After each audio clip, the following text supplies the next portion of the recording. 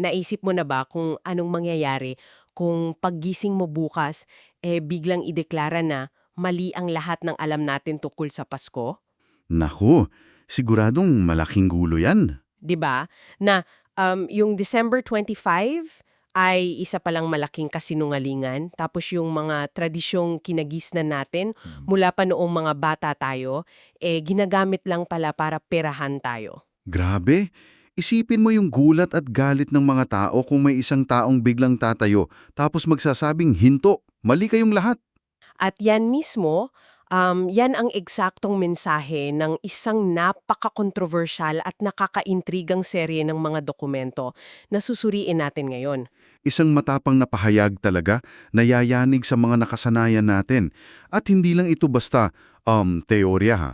Isa itong buong sistema ng paniniwala na nabuo mula sa mga personal na bisyon at matitinding karanasan niya.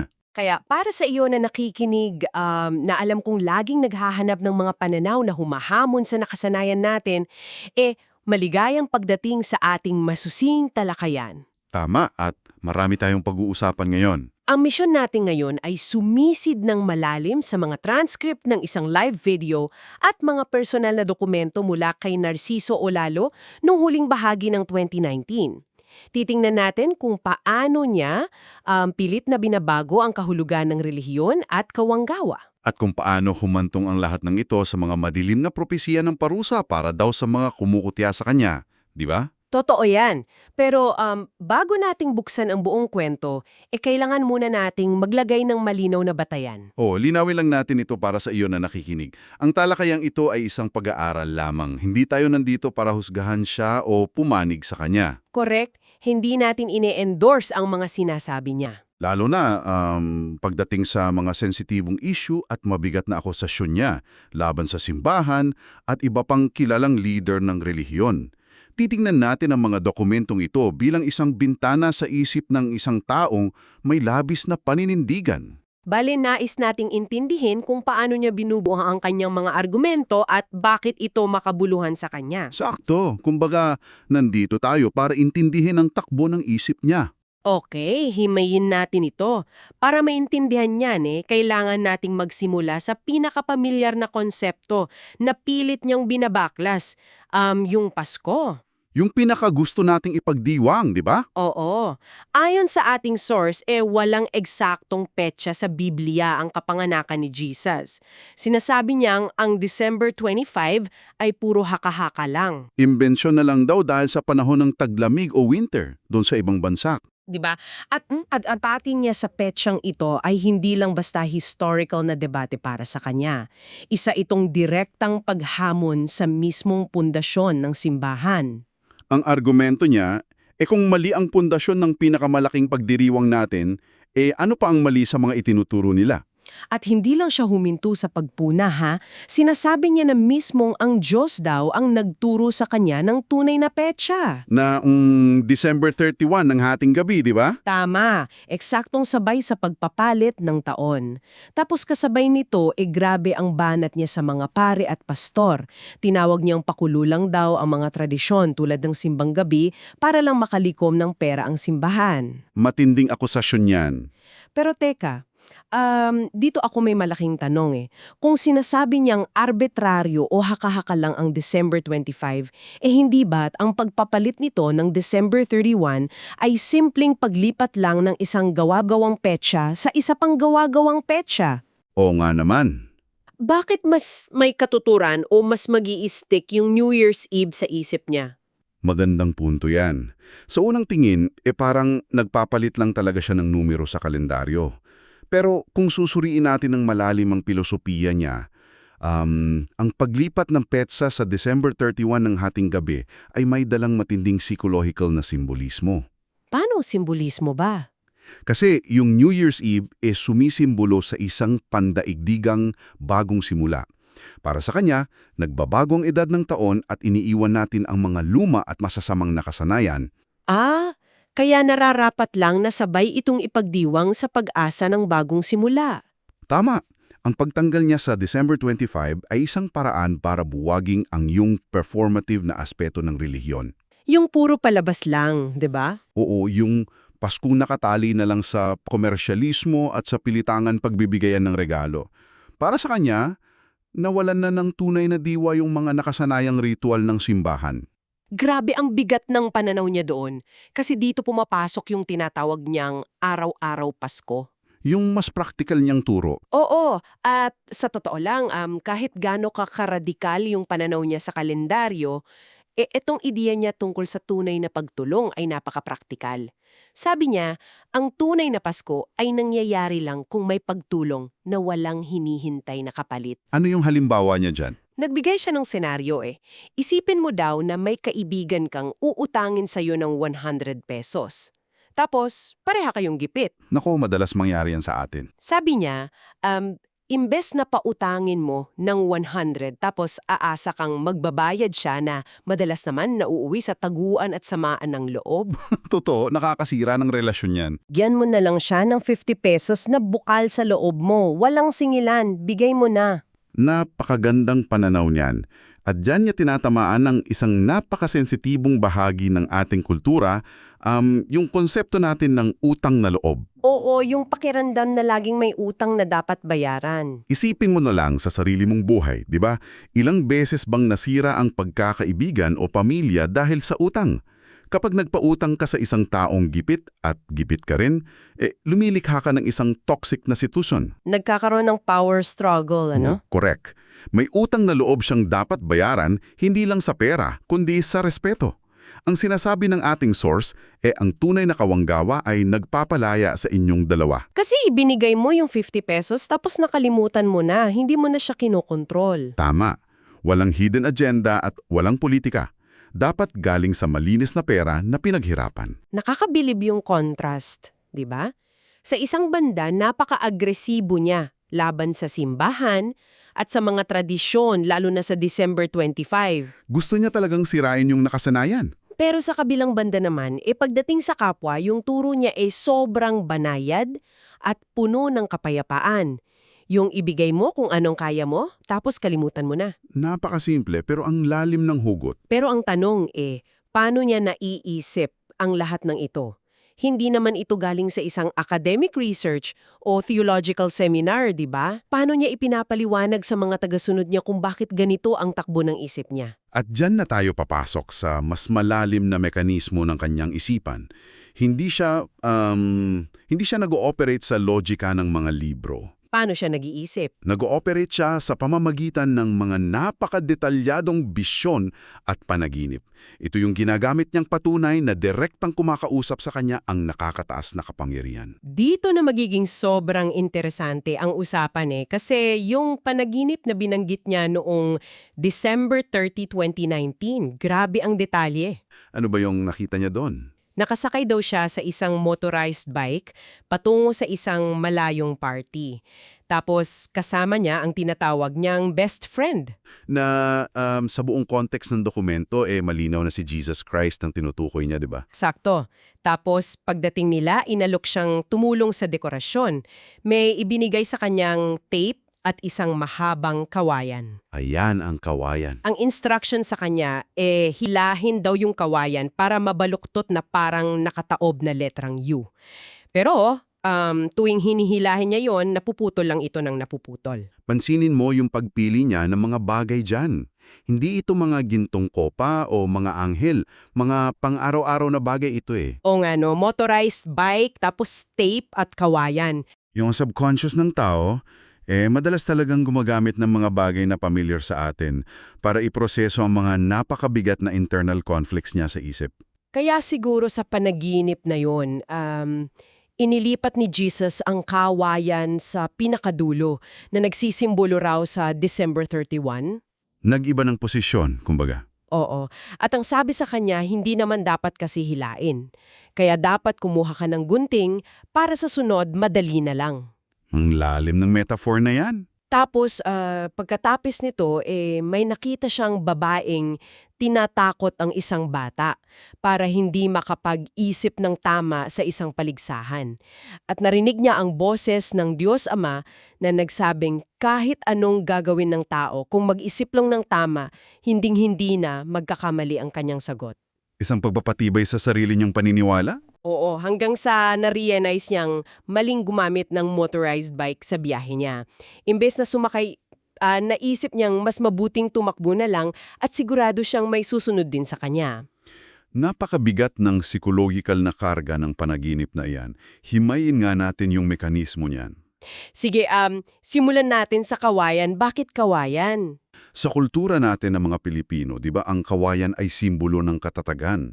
Ito yung mga lumang tradisyon natin tulad ng pagdiriwang ng December 25. Oo, madalas nating sabihin na ang kawayan ay sumasabay sa ihip ng hangin at bumabali pero hindi napuputol. Tama, pero sa panaginip na ito, kapag pilit mong binaluktot ang kawayan para humarap sa kabilang direksyon, ano nangyayari? Napuputol ito at nasira yung tape. Sakto. Ito yung realisasyon ng ating source na hindi mo pwedeng piliting baguhin ang mga tao. Kapag pinilit mong ibaluktot ang isip ng komunidad mo para tanggapin ang bago mong paniniwala, masisira lang ang ugnayan ninyo. Ang ganda ng analysis na yan. At kasi pumasok yung konsepto ng gunting eh.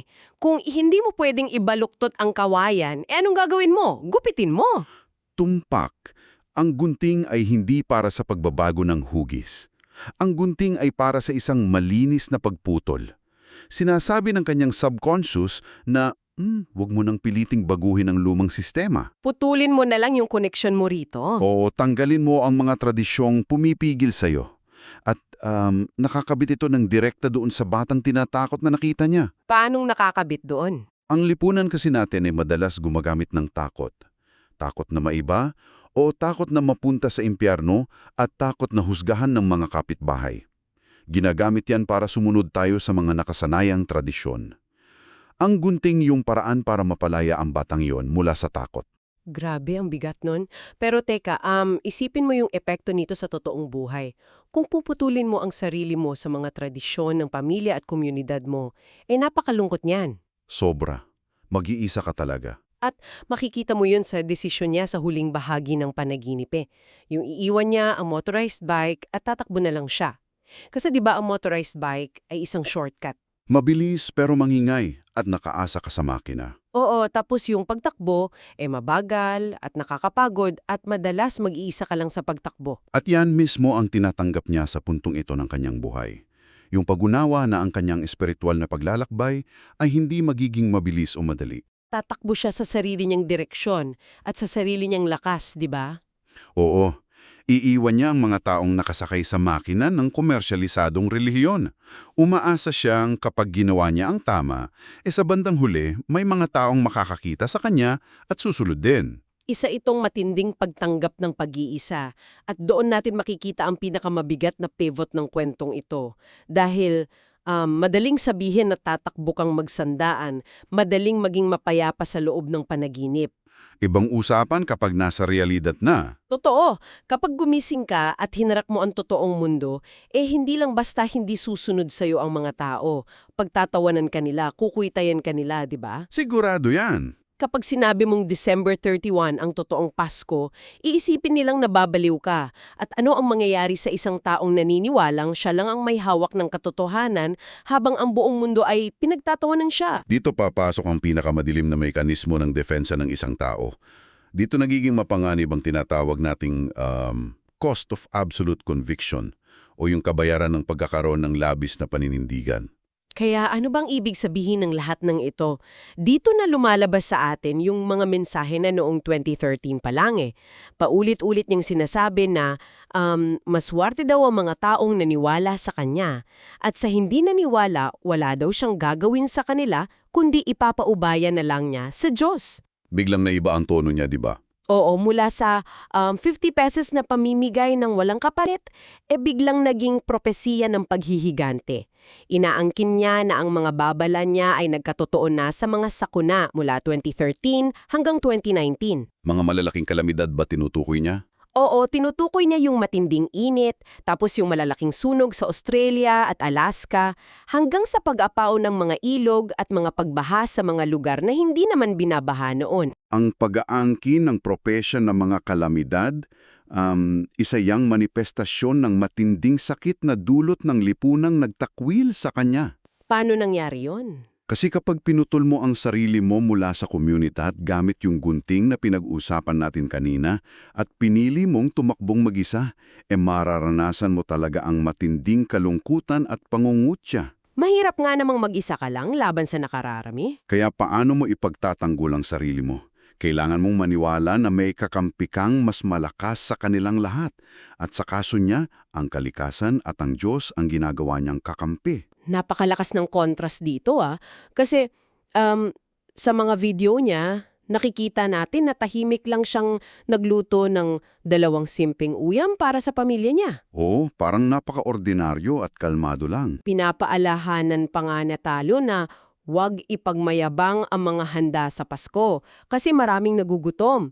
Nalulungkot pa siya para sa mga namatayan at nawalan ng bahay sa Baguio dahil sa sakuna. Napakabait na imae nun, ah. 'Di ba? Napakabait.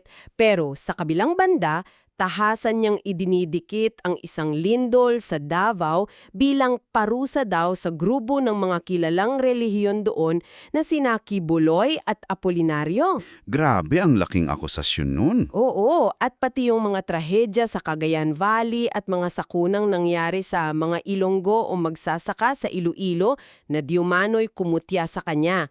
Sinasabi niyang tila hinahanap daw ng mga trahedyang ito ang mga taong nagsasalita ng masakit laban sa kanya. Nakakagulat yung contrast na yan. Paano ba pinagsasama ng isang tao ang pag-iyak para sa mga biktima tapos pag-angkin na ang trahedyang iyon ay sagot ng Diyos sa mga nanlait sa kanya? Ito yung nagpapakita kung gaano kakomplikado ang isip ng taong ito. Ang pag-aangkin ng mga propesiya ng parusa ay hindi lang basta pananakot. Ito yung kanyang naging mental na baluti o proteksyon. Para hindi siya masaktan ng tuluyan. Tama. Ginagamit niya ang mga natural na sakuna at mga nangyayari sa lipunan bilang patunay sa mga babala niya. Lumilikha ito ng isang paikot-ikot na lohika.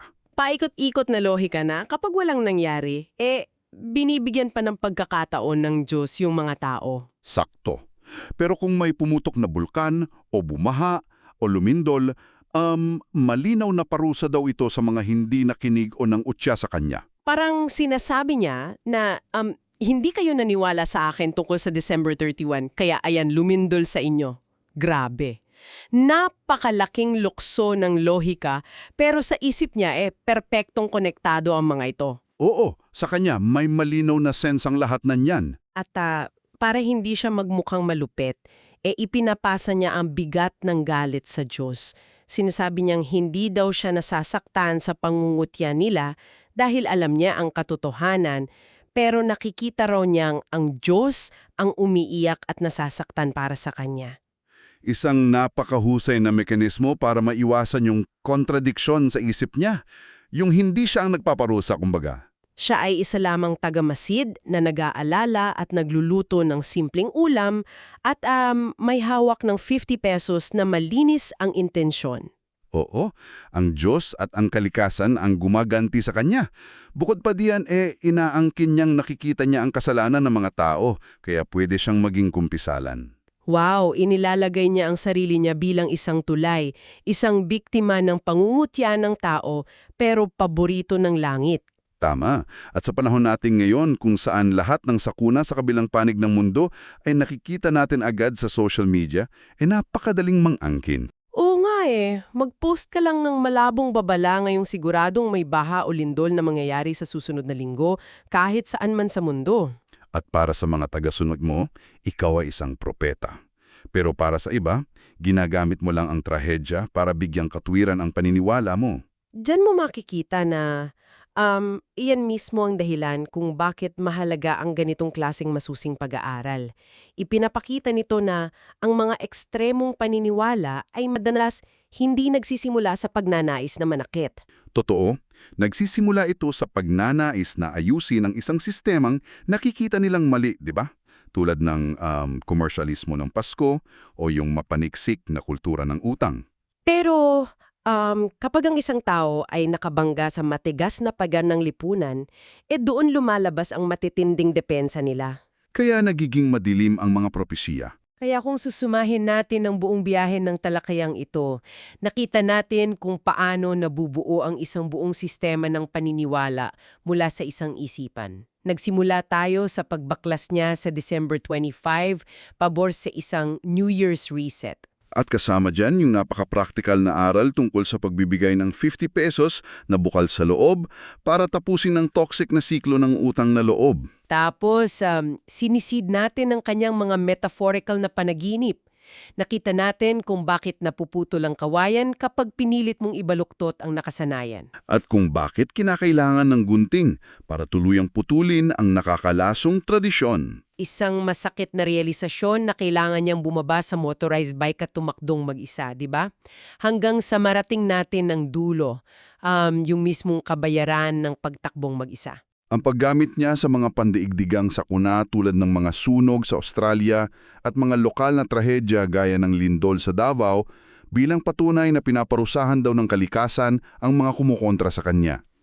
Isang napakabikat na timpla ng dalisay na empatiya para sa mahihirap at cosmic na parusa para sa mga kaaway. Isang napakakomplikadong tao talaga. Kaya ngalun, para sa iyo na nakikinig, bakit ba natin hinimay ang lahat ng ito? Bakit mahalaga ito sa iyo? Kahit patingin mo ay napakalayo nito sa sarili mong mga paniniwala. Kasi mahalaga ito para maintindihan natin ang isa't isa, di ba? Tama, mahalaga ito dahil pinapakita nito kung paano tayo bilang mga tao ay desperadong humahanap ng kahulugan sa isang magulong mundo. Ipinapaalala nito sa atin na ang mga bagay na itinuturing nating normal, kung kailan tayo nagdiriwang o kung paano tayo nagpapautang at kung paano tayo humaharap sa mga taong kumokontra sa atin, madalas nakabatay lang pala sa mga nakasanayang patakaran na maaaring ring questionin. Napakagandang paalala yan para sa atin. At habang nagpapaalam tayo para sa session na ito, gusto kong mag-iwan sa iyo ng isang kaisipang pagmumunihan. Isipin mo ang sarili mo doon sa image ng kawayan at gunting. Ano ang gagawin mo sa sitwasyong iyon? Kung matuklasan mo ngayon na ang isang napakalalim at nakasanayang tradisyon sa pamilya o komunidad mo, isang bagay na pinaniniwalaan at ginagawa ninyo simula pa noong bata ka, nakatayo pala sa isang malaking pagkakamali, anong gagawin mo? Mong sa huli ay masisira lang ang ugnayan mo sa mga taong mahal mo? O mas pipiliin mo bang kumuha ng gunting? Tapos dahan-dahang gupitin ang iyong sarili mula sa sistemang iyon at mag-isang tumakbo patungo sa direksyong alam mong tama, na umaasang balang araw paglingon mo may sumunod din sa iyo. Hanggang sa muli nating pagsisid, ipagpatuloy lang ang pagtuklas.